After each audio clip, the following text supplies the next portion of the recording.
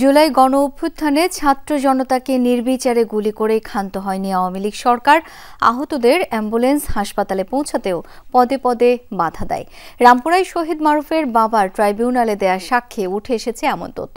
তিনি জানান, তার মুমূর্ষু সন্তানকে বহনকারী অ্যাম্বুলেন্স আটকে রাখা হয় দীর্ঘক্ষণ। এদিন আরও সাক্ষ্য দেন জাতীয় চক্ষু বিজ্ঞান ইনস্টিটিউটের 2 চিকিৎসক। নতুন ব্লেন্ডে আরও রিচ অ্যারোমায় সেলন ফ্যামিলি ব্লেন্ড টে। রাজধানীর রামপুরায় জুলাই আন্দোলন দমনে কঠোর অবস্থানে ছিল আইনশৃঙ্খলা বাহিনী। আন্তর্জাতিক অপরাধ ট্রাইব্যুনালের প্রসিকিউশন বলছে, আন্দোলন দমনে শেখ হাসিনা মারণাস্ত্র ব্যবহারের অনুমতি দেওয়ার পর আইনশৃঙ্খলা বাহিনী ওই এলাকায় নির্বিচারে গুলি চালায় ছাত্র জনতার উপর। সোমবার ট্রাইব্যুনালে সাক্ষ্য দেন ওই এলাকায় শহীদ হওয়া মারুফের বাবা। বলেন, 19 জুলাই বিকেলে গুলিবিদ্ধ হয় তার ছেলে। পরে গুরুতর আহত সন্তানকে অ্যাম্বুলেন্সে করে হাসপাতালে নিতে গেলে বাধার মুখে পড়েন। রামপুরাতে অ্যাম্বুলেন্স আটক করে পুলিশ ছাত্রলীগ। তখনও জীবিত মারুফের বাবাকে তারা বলে তার সন্তান মারা গেছে, চাপ দেন বাসায় নিয়ে যাওয়ার জন্য।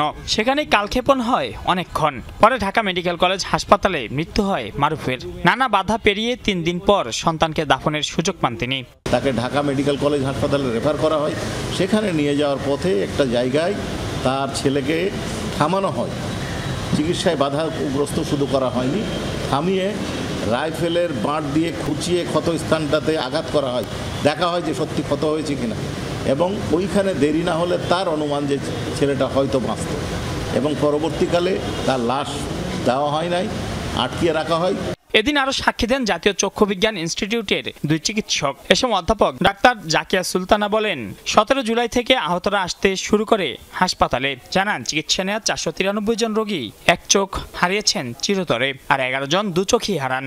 চোখ হারা যে আহত ব্যক্তিরা ছিল, যারা অধিকাংশই পিলেট এবং বুলেট বিদ্ধ ছিল, তাদের যে চেহারার বিভৎসতা তার বর্ণনা দিয়েছে।